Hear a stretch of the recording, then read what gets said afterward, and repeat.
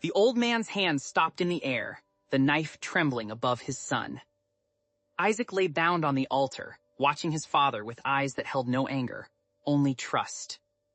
The wind on Mount Moriah fell silent. 3 days earlier, Abraham had walked through the door of his tent and placed his hand on Isaac's shoulder. God had spoken, and the words had torn his world apart. They would travel to the land of Moriah, and there Abraham would offer his son as a burnt offering. He told no one why. Many years earlier, in the city of Haran, a man named Abram sat among his father's household. He was 75 years old, childless, with a wife named Sarai, who had long given up hope of bearing a son. The future was a closed door. One night, a voice spoke to Abram. Not a dream, not a thought. A voice that filled the tent and the sky and the ground beneath him. The Lord told him to leave his country, his people, his father's household, and go to a land he had never seen. No map, no directions, just a promise. Abram looked at Sarai. She looked back at him. She looked back at him. They packed their tents. They gathered their flocks. They took their nephew Lot and every possession they owned. And they walked.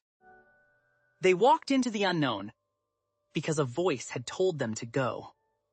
That was the first test, though they did not know it then. The road stretched out before them, dust rising behind their caravan, the stars wheeling overhead each night.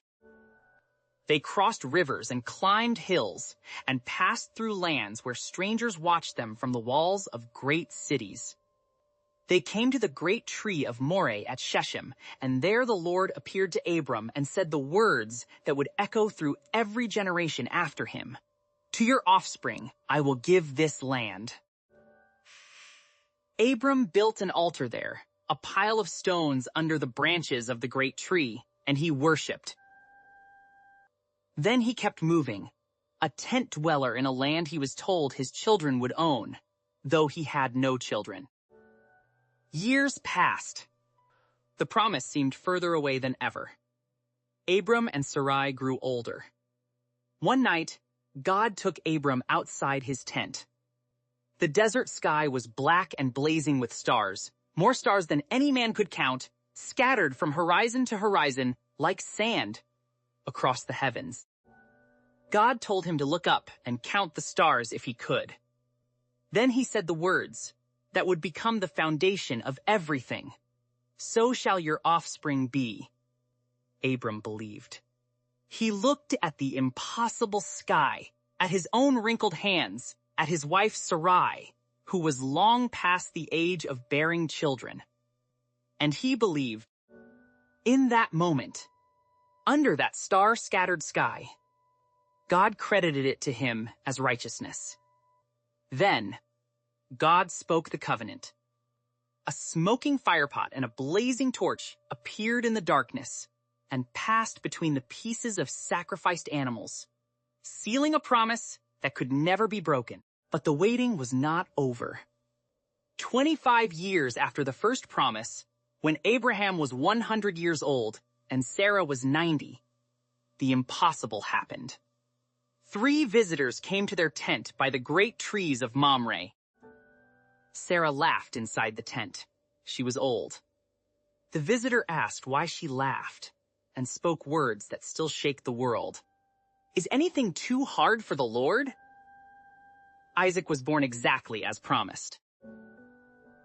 The boy whose name meant laughter filled the tent with the sound of joy.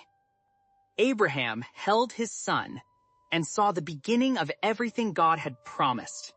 The stars above and the sun in his arms were one and the same promise. Isaac grew. He learned to walk among the flocks. He learned to carry wood for the evening fire. He became a young man, strong and watchful, with his mother's eyes and his father's steady patience. Abraham looked at his son and saw a nation.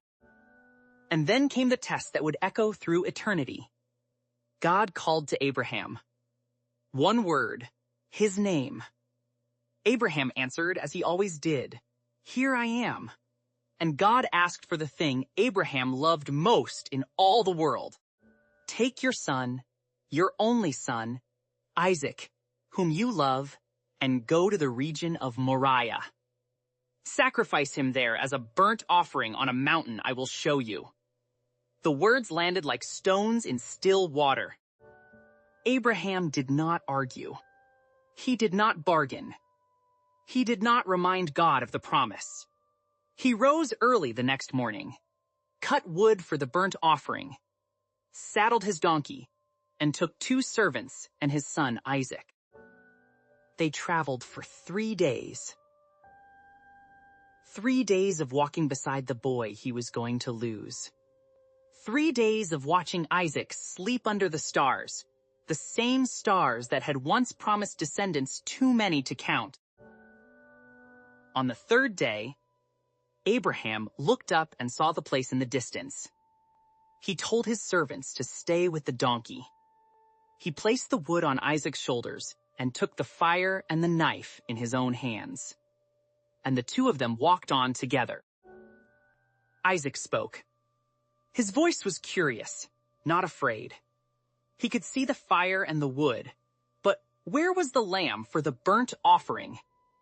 Abraham's answer came from somewhere deeper than his own understanding. "God himself will provide the lamb, my son." They reached the place. Abraham built an altar with stones worn smooth by wind and time. He arranged the wood. He bound his son Isaac and laid him on the altar on top of the wood. Isaac did not struggle. The old man reached out his hand. He took the knife. He raised it toward the sky. The sun caught the blade. The moment stretched into eternity. And then a voice called from heaven, not once but twice, urgent and commanding. "Abraham! Abraham!" The old man's hand stopped in the air, the knife trembling above his son. He answered as he always did, "Here I am." Abraham looked up. His eyes, blurred with tears, caught movement in the thicket. A ram was caught by its horns in the branches, its wool tangled in the thorns. A lamb. God had provided the lamb. Abraham took the ram and sacrificed it as a burnt offering instead of his son. He named that place, "The Lord will provide." The angel of the Lord called to Abraham a second time and swore an oath. Because Abraham had not withheld his only son, God would surely bless him. His descendants would be as numerous as the stars in the sky and as the sand on the seashore. The old man unbound his son. Isaac stood. They walked down the mountain together. Behind them, an altar of stones marked the place where blind trust had conquered fear, where letting go had become the foundation of a great nation. Abraham learned what it meant to hold everything with an open hand. The promise was never his to cling to. It was always God's to fulfill.